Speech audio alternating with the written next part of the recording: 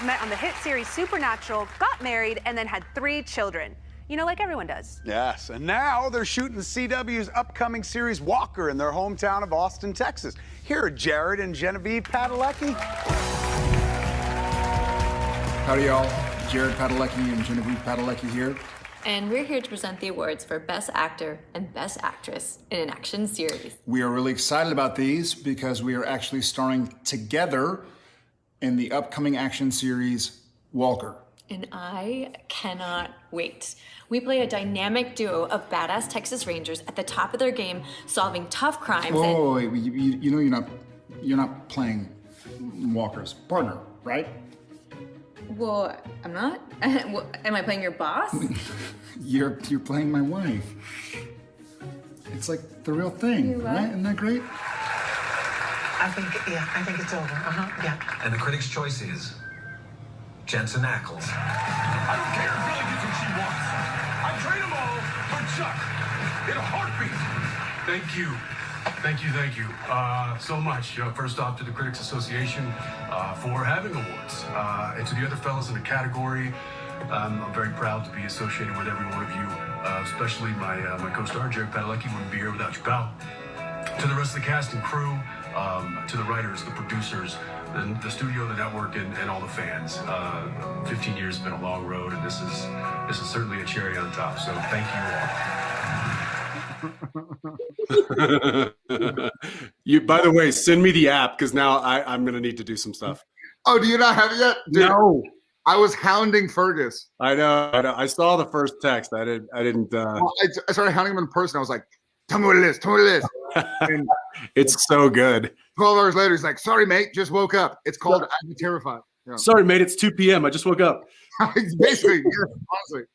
Hey, SVN family, I'm Steph with Creation, and welcome back to the third day of our virtual experiences featuring the cast of Supernatural. I just want to remind you that the top 5 tippers win a 10-minute group video meet and greet with Jensen and Jared right after this panel. So make sure your top supporter information is updated with your current email address.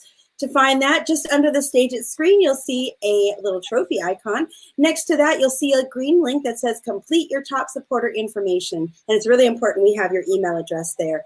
Also, if you'd like to tip, click the green tip button on the bottom left-hand corner of your StageIt screen. And remember, tipping ends as soon as the guys come off screen. So any tips made after that will not be counted. All right, you guys, today is the day we've all been waiting for. Reunited, and it feels so good. Please welcome Jensen Ackles and Jared Padalecki.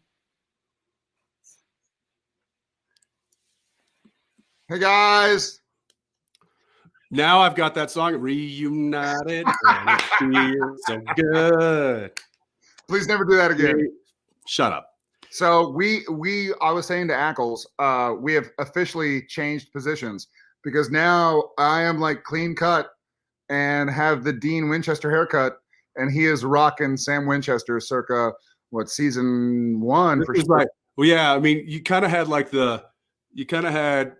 was a little of this. There was a lot of bangs going on early on. Well, I had to hide the forehead, man. I got the Polish forehead. I don't know if I. This is. Oh my gosh.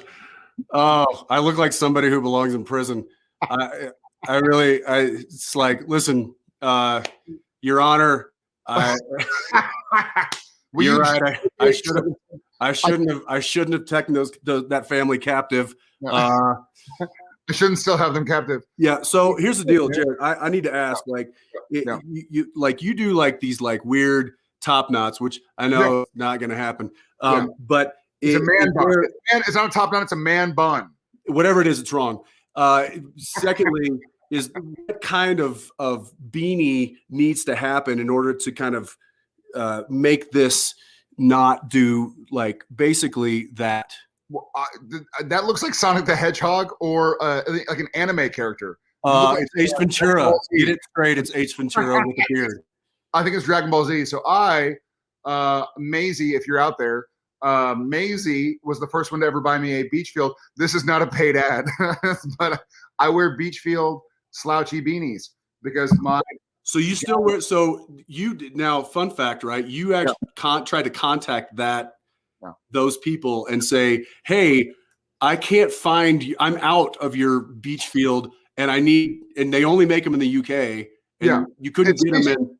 It's changed now. You can get them on Amazon now. Okay. But like 4 or 5 years ago when I got them, I was like, these are amazing. I tried to buy them here in the States, or we were in Canada filming like season 10 or something.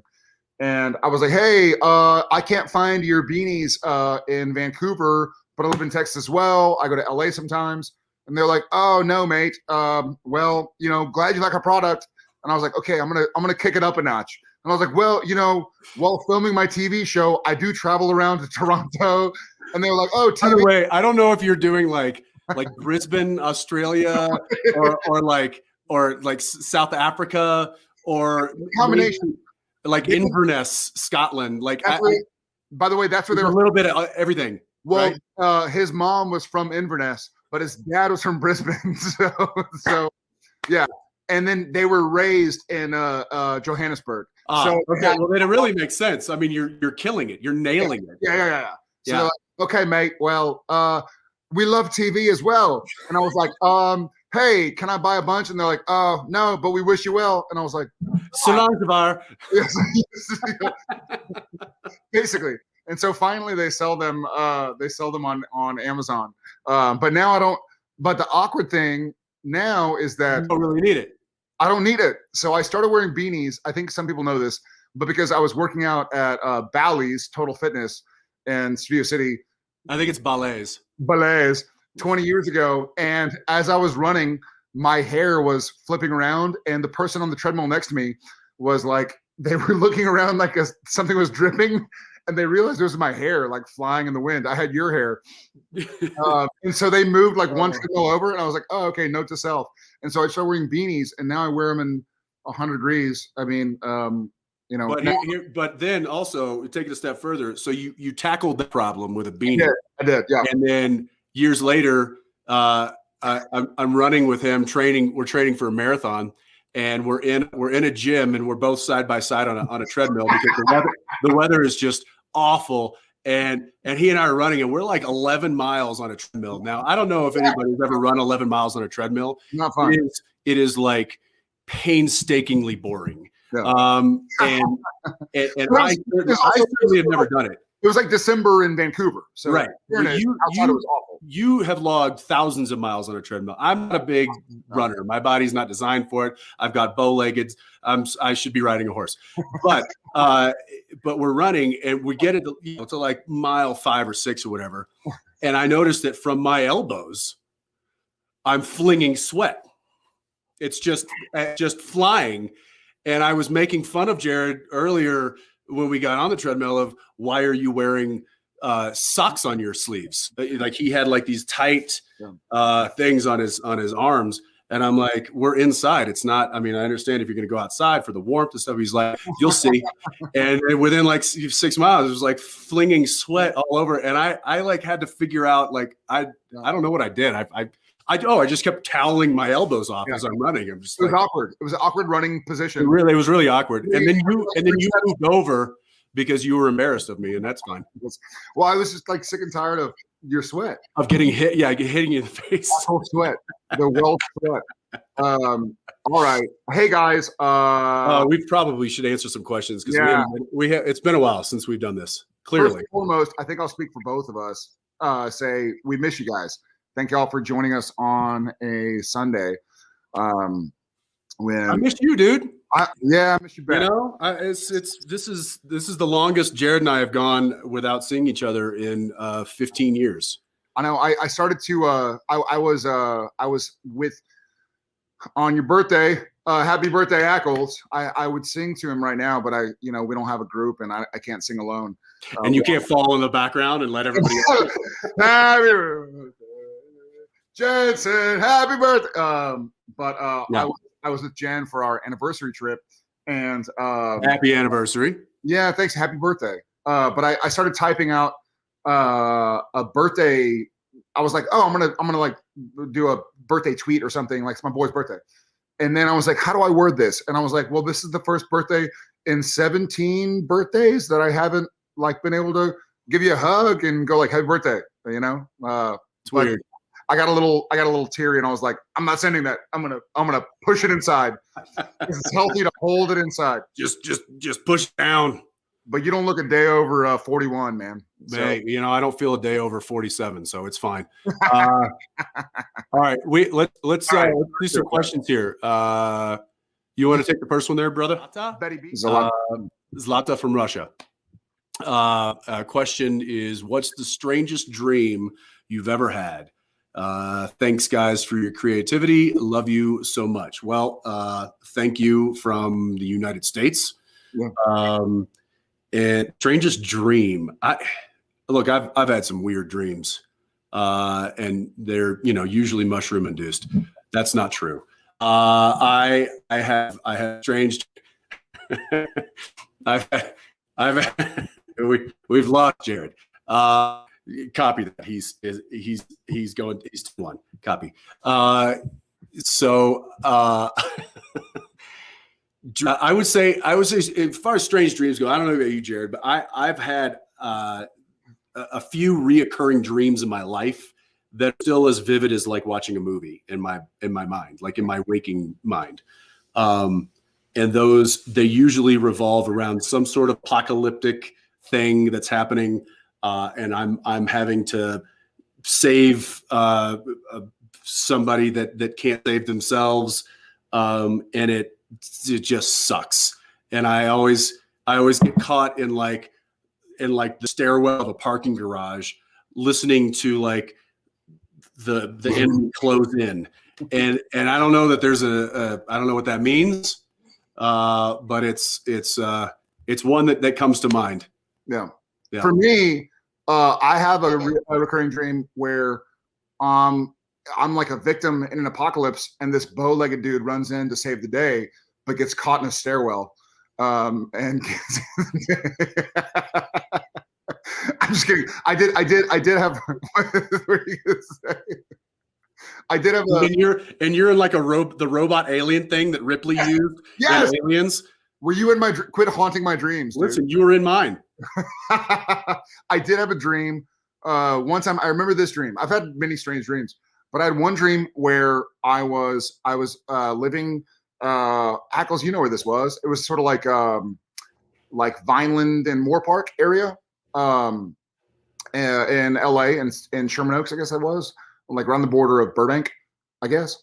Anyways, I had a dream that somebody was sneaking into the house, and then my door opens and there's like a ghost or something, and then the sheets start moving, the lights start going on and off, and then I woke up from the dream. And then I saw like a figure or something, and I thought I was awake because it's really weird. If this makes any sense, I woke up from my dream into another dream, and then actually woke up. So I had a weird dream where I sort of like someone was in the place, and I could hear something, and they came into my room and things were moving around. And then I woke up and I was like, oh, thank God, that was just a dream. And then it happened again. And then I thought I was awake. And then I finally actually woke up. And so that was not kind of whoever creates dreams, because it was pretty scary. So I didn't really go back to sleep. That was about 20 years ago. So luckily I did some studying. I got my black belt in demon hunting. It took 15 years, 15 and a half. So I got my black belt. We both got like 2-stripe black belts in demon hunting and ghost hunting. And so now they don't bother me anymore. Somebody asked me the other day, could you really like handle yourself in a like a paranormal situation? Wow. And I said, look, if I played a doctor on TV for 15 years, could I handle a triage situation? Can you fix my shoulder? and I was like, I might know a few things and a few ideas. I might be able to like, tourniquet that, or I might be able to say, you need to see a real doctor. Yeah. But don't give me a scalpel. But don't give me a scalpel. That's a good way to put it. All right. Thank you, Zlata. C. Kreider. Vancouver misses you. I miss Vancouver. Hope you can come back soon. How are the Impalas? Well, I do have one sitting in my garage. Sat in it last night, turned it on, made sure it was still running. So she's good. Ackles, how's your girl? I've sold her parts, and she's Four people just died. 4 people just had a heart attack and died immediately. Yeah, no, here's the thing. Like now she lives on in other cars, and it's like I donated blood or I gave her kidney. Didn't we do an episode about like James Dean's Porsche that a part got put into it and killed somebody?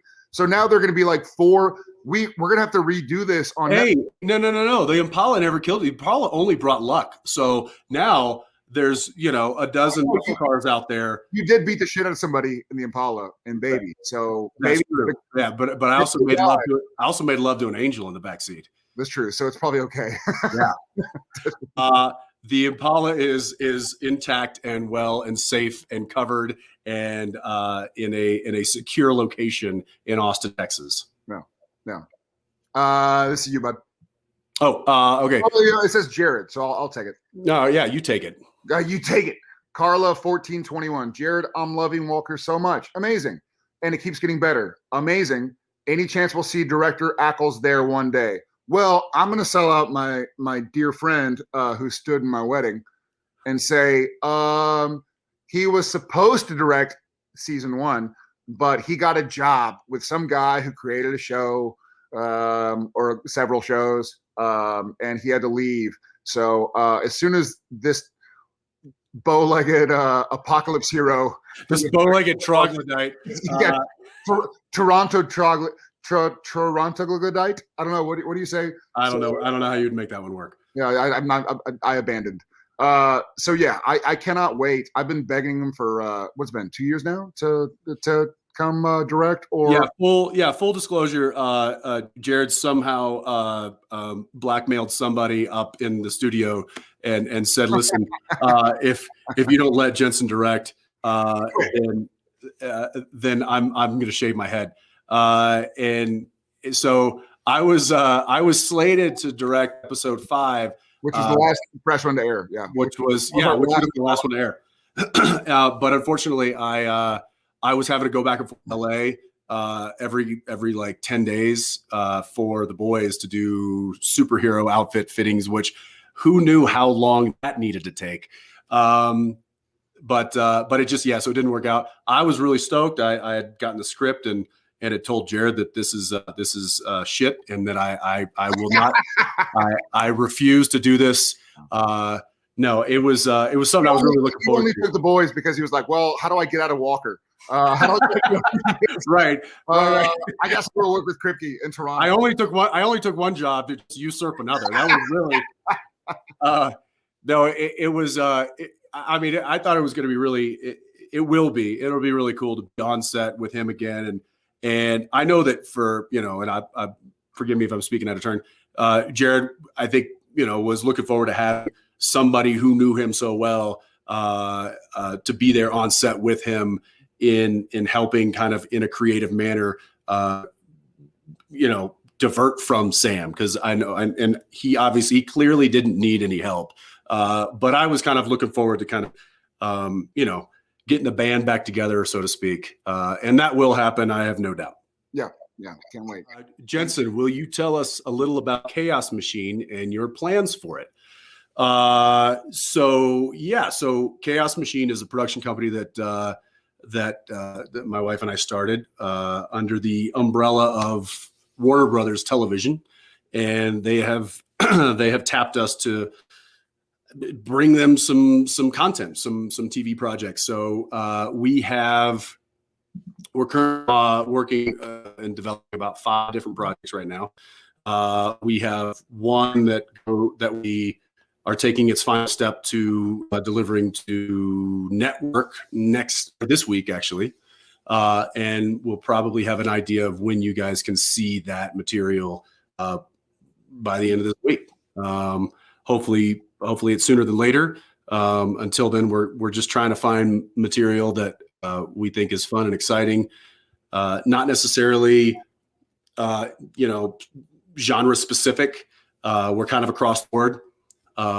We have a really cool project that I'm excited about with a Supernatural alum. I don't want to give away too much because, like Jared, I don't like to talk about projects until they're like baked, and these are all kind of like in the mixing process. So we'll just say we've got some fun things happening. As you know, entertainment industry and developing is a rocky road, a tough road to navigate. But we've got really, if we were just individual or independent, it would be even a taller, higher hill to climb. But the fact that we've got Warner Brothers kind of we're one of their players now, so that makes it really interesting. It makes it really fun. That's really what I've been spending most of my time doing here in mountains of Colorado. Amazing. And I think so. It doesn't say this from Winchester, but I know your next question that cut off is, will Jared be in it? And absolutely. I will totally roll over, go from stage 1 to stage 3 and be on Jensen and Dee's new show. Yeah. The question got cut off. Wait a second. I have a new development here. Is there there it is. Jared's already there. Is that Beachfield? What is that? That looks good. I don't know. It's a beanie. It looks good, man. See, now you know. Now that you're it's a toque. It's a toque from all my Canadian brethren. Well, Vancouver misses you, so you're telling Vancouver you miss it back. J2, What do you think Sam and Dean do in heaven? No need to hunt anymore, but they can do whatever they want. That's a great question. I think it's up to you guys whether or not you want to see what Sam and Dean do in heaven. Start a petition, call Biden. And where are you? You're in Russia. Call Putin and Biden and make sure that Supernatural goes back. I don't know. Does Putin watch TV? I don't know. I've never met him. I don't know the guy. So what do they do? They think about Olitka. I would love to see what Sam and Dean do in heaven. I think hopefully they finally have found the peace they deserve so much. So I like to think they're probably talking cars and sitting on a green cooler, having a beer or two. Where are you? I'm lost. I'm at Olitka. Hi from Russia, J2. Brittany Marriott at 3:17 p.m. What do Sam and Dean do in heaven? No need to hunt, but they can do whatever they want. Oh, okay. Yeah. Wait, no, that's not the one I got. Oh, there you go. Hi from Dallas, Texas. Did you see that one? That's the next one. Oh, okay. All right. Yeah. Okay, we're there. So should we go to that one? Yeah. Well, unless you want to say what you think Dean does in heaven. Well, I think we caught a glimpse of what Dean does in heaven. I think he drives around a baby and he pops tops on the front porch of Harvell's, and he probably goes over to mom and dad's and gets some lasagna, and then he goes drive, and I think he's just trying to live his best life. I think at a certain point he's going to miss the life, and he's probably going to get with Sam and tell Jack, hey, put us in, coach. And that's the Netflix or the Amazon or the Apple or the whatever streaming Hulu type of subscription you subscribe to. That's the reboot. Or maybe we just like grab a few GoPros and get in the Impalas and roll camera. and then just sell it to everybody. Hey, I know a production company that would actually do that. Can we call them? Do you know their number? I have their number. Yeah. Amazing. Dallas, Texas. Hi, Sarah Moore 12. Hi from Dallas, Texas. I was wondering what is something you would like to pass on to your kids that is important to you. Love you guys. Love you back. Ackles, you want to start this mess? Pass on to the kids. I mean, I would say, well, certainly a sense of self, a sense of purpose, a sense of community. There's all those kind of self-help type of things that you can tell your kid, but I just hope that in my world, I can teach my kids to just love themselves and love who they are. Because I don't think you really can love other people until you love yourself. And so a strong compass in that field is, I think, required to really have a fulfilling life. So if I can leave them with that and the baby, those are the two things. I think I have a very similar answer. I heard a podcast or read something in the last year that somebody just kind of casually said, find somebody who loves you, warts and all, and who you love back, warts and all. And I think that's something, I've been really fortunate. We've both been fortunate to meet a lot of people who know our work, and that's unusual for a human being for someone to know like what you do. And it's awesome and flattering. And we've also been in a weird situation where some people want to know you or kind of collaborate with you for maybe the wrong reasons. But the people that have really made my life better are the people that love me, warts and all. And I would say that I hope my kids seek out that sense of purpose that Ackles talked about, but also seek to find people that love them, warts and all, and that they love back, warts and all.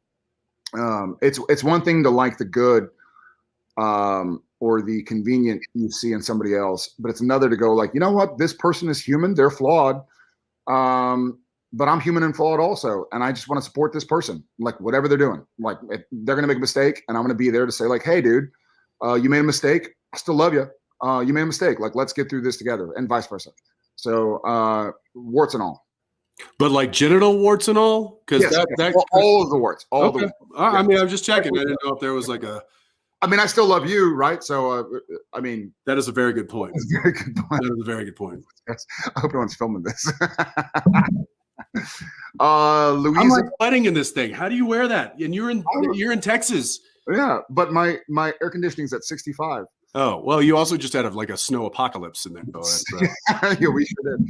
What was the most silly fight you've ever had? I love you guys. All right, Louisa, love SPN, love you back. Silly fight.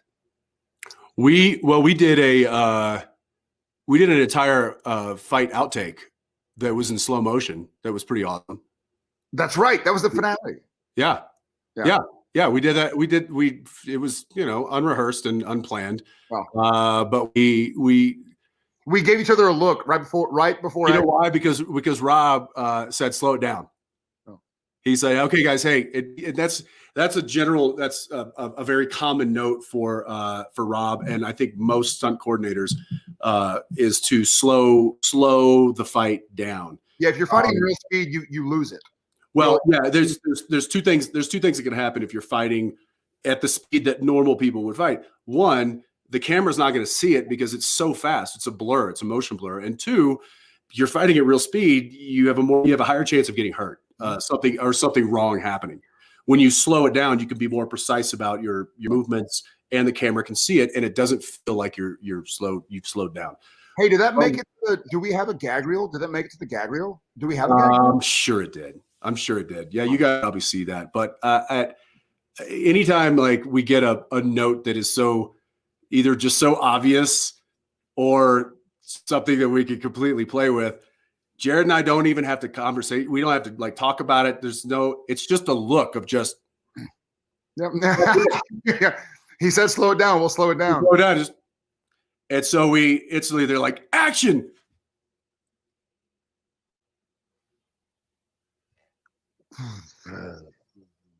And we did that so many times over the course of Supernatural. Not so many times, but also that time specifically was a really high intensity day. I mean, that was it was probably the most high octane day.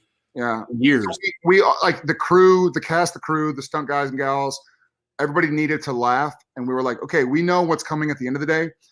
We know we're about to shoot, where we're all going to be crying for 8 hours straight. So let's get this laugh in while we can. And so we just made it silly, That's one thing that I assume I'm going to miss the most working on other shows is Jared and I had kind of a knack of when anything started to get really kind of heavy and serious, and there was a lot on the line. He and I always had a knack of just popping the bubble and taking the air out of it.